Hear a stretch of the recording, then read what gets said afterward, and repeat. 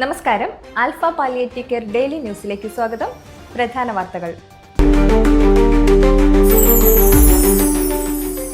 Alpha charitable trust വേദനിക്കുന്ന ഹൃദയങ്ങളെ ചേർത്തു നിർത്തുന്ന കഥകൾ അവസാനിക്കുന്നില്ല.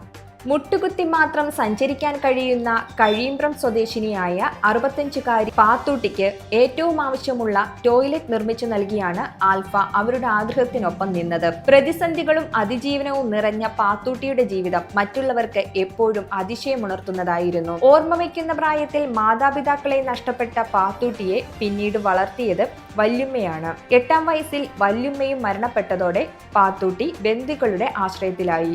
അവിടെ കഠിനാധ്വാനം ചെയ്ത് ജീവിതം പുലർത്തുന്നതിനിടെ 22 വയസ്സുള്ളപ്പോൾ വാടാനപ്പള്ളിയിലെ ഒരു കുടുംബത്തിൽ ജോലി ലഭിച്ചു. വർഷങ്ങൾക്ക് ശേഷം കഴിയിമ്പ്രം എന്ന സ്ഥലത്ത് 3 സെന്റ് സ്ഥലത്ത് ആ കുടുംബം പാത്തൂട്ടിക്ക് ഒരു ഓലപ്പുര നിർമ്മിച്ചു നൽകി. പിന്നീട് താൻ സ്വരൂപിച്ച പണവും സർക്കാർ സഹായമായി ലഭിച്ച തുകയും ഉപയോഗിച്ച് പാത്തൂട്ടി തന്റെ വീടിന് ഓടുമേഞ്ഞു. ഇക്കാലത്താണ് പാത്തൂട്ടി ആൽഫ ചാരിറ്റബിൾ ട്രസ്റ്റിന്റെ പെൻഷൻ പദ്ധതിയെക്കുറിച്ച് അറിയുന്നത്.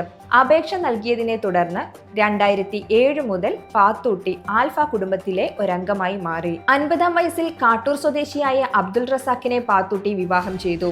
8 വർഷം മുൻപ് മരണമടഞ്ഞതോടെ പാത്തൂട്ടി വീണ്ടും ഒറ്റപ്പെട്ടു. ഇതിനിടയിൽ അബ്ദുൾ റസാഖ് ഓടുമേഞ്ഞ വീടിനെ ടെറസാക്കി പുതുക്കി പണിതിരുന്നു. പ്രായാധിക്യത്തിൻ്റെതായ ബുദ്ധിമുട്ടുകൾ അലട്ടുന്ന പാത്തൂട്ടി ആൽഫ ട്രസ്റ്റിന്റെ വാർഷികത്തിൽ വീടിനുള്ളിൽ ഒരു കുളിമുറി എന്ന തന്റെ ആവശ്യം ചെയർമാനെ നേരിട്ട് അറിയിച്ചതിനെ തുടർന്നായിരുന്നു ട്രസ്റ്റ് പാത്തൂട്ടിയുടെ ആഗ്രഹം പൂർത്തീകരിച്ചത്.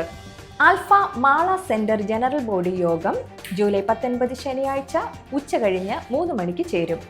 സെന്ററിന്റെ പ്രവർത്തനങ്ങൾ വിലയിരുത്തുന്നതിനൊപ്പം ഭാവി പരിപാടികളെക്കുറിച്ചുള്ള ചർച്ചകളും നടക്കും. സേവന സാമ്പത്തിക പ്രവർത്തന റിപ്പോർട്ടുകൾ എന്നിവ യോഗത്തിൽ അവതരിപ്പിക്കുകയും ചർച്ച ചെയ്യുകയും ചെയ്യുമെന്ന് കോർഡിനേറ്റർ ലൈജി സുധീർ അറിയിച്ചു.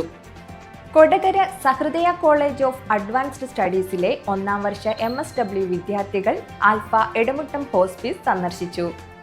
ആൽഫയിലെ ഇൻപേഷ്യന്റ് കെയർ വിഭാഗം, palliative physiotherapy IP, Ashish care home തുടങ്ങിയവ സന്ദർശിച്ച സംഘം സേവനം ലഭിക്കുന്നവരുമായി ആശയവിനിമയം നടത്തി.